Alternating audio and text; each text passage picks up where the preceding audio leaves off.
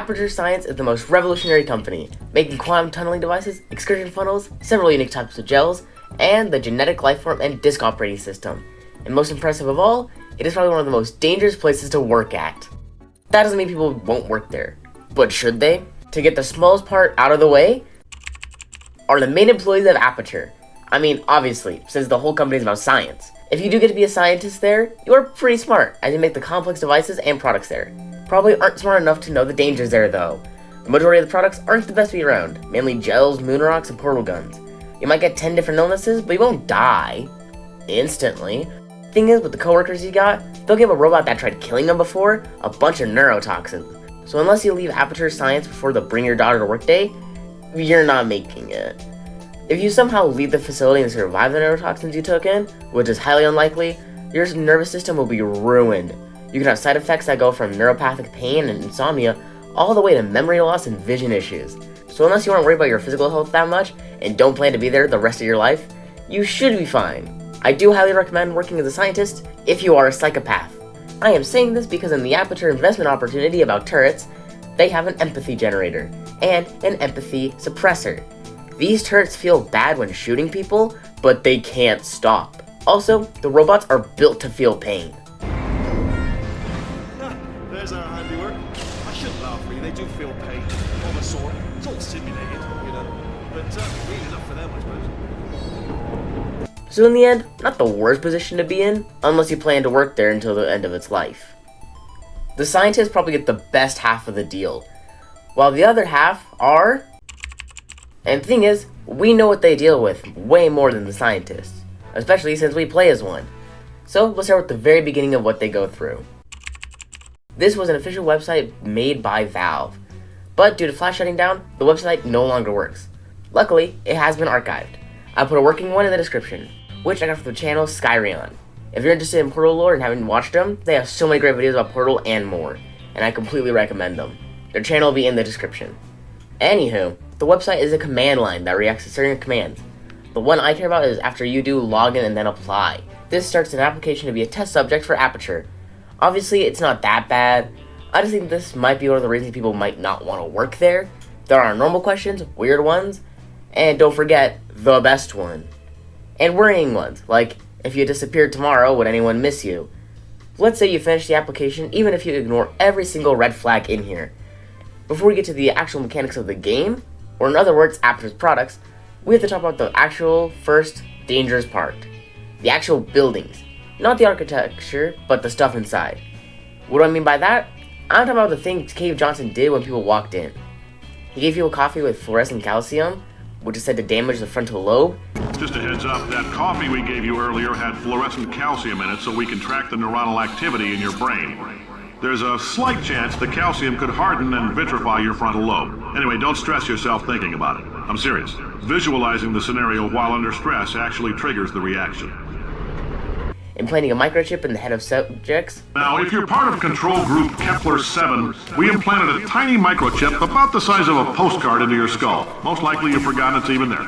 But if it starts vibrating and beeping during this next test, let us know.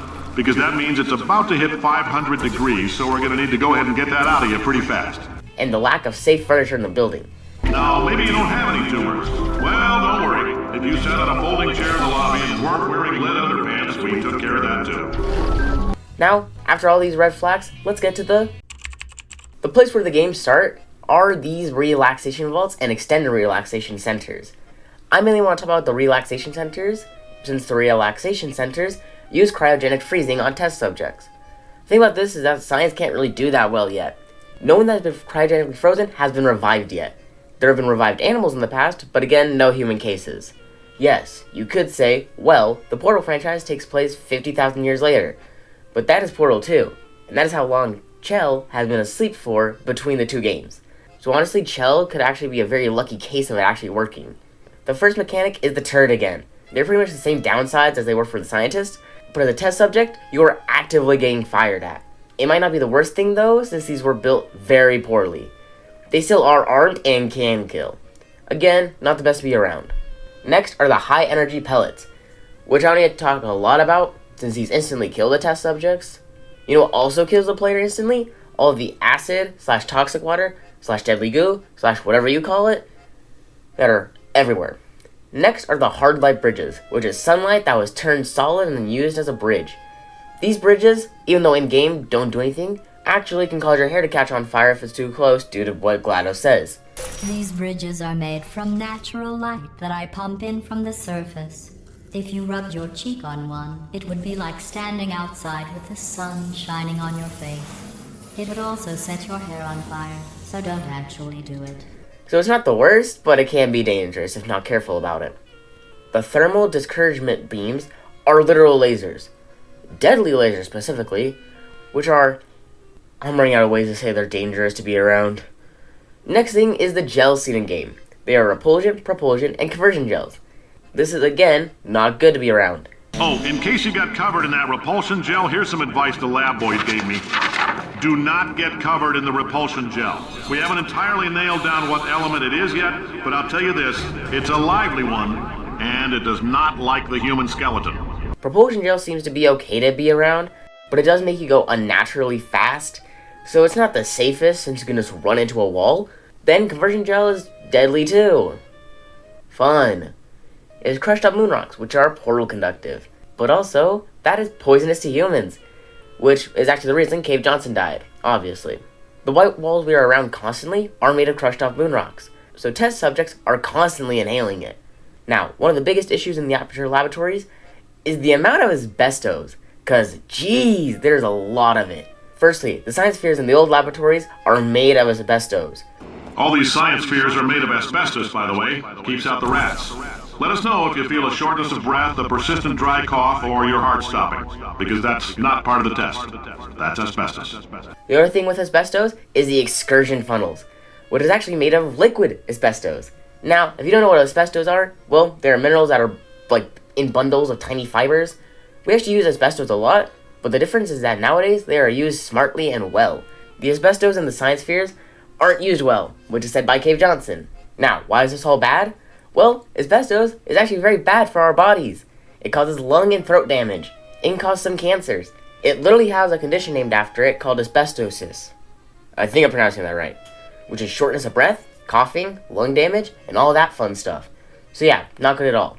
Now, the most important thing of all is our portal gun. It literally has a black hole inside of it. And I hate to be that guy, but I don't think a tiny fan will keep a black hole at bay. Also, I don't think throwing 2 small grenades that are inside the gun at the black hole inside the gun will make it go back to shooting portals. Now, that is all the bad stuff. And I'd say that I wouldn't want to be a test subject. But that is only for the portal gun testing. We've also got... These tests are either dangerous or dumb. You can be injected with mantis DNA, which I guess turned people into human and mantis hybrids. You volunteered to be injected with praying mantis DNA? I've got some good news and some bad news. Bad news is we're postponing those tests indefinitely. Good news is we've got a much better test for you. Fighting an army of mantis men. Sometimes I have people having the chance to hit 500 degrees. Let us know, because that means it's about to hit 500 degrees, so we're gonna need... Some tests can literally wipe out time if not smart about what you do. This test may involve trace amounts of time travel. So, word of advice, if you meet yourself on the testing track, don't make eye contact. Lab boys tell me that'll wipe out time. Entirely. Forward and backward. So, do both of yourselves a favor. There's a chance your blood will just be replaced by anything. You can lose the majority of water in your body, and even lose your skin.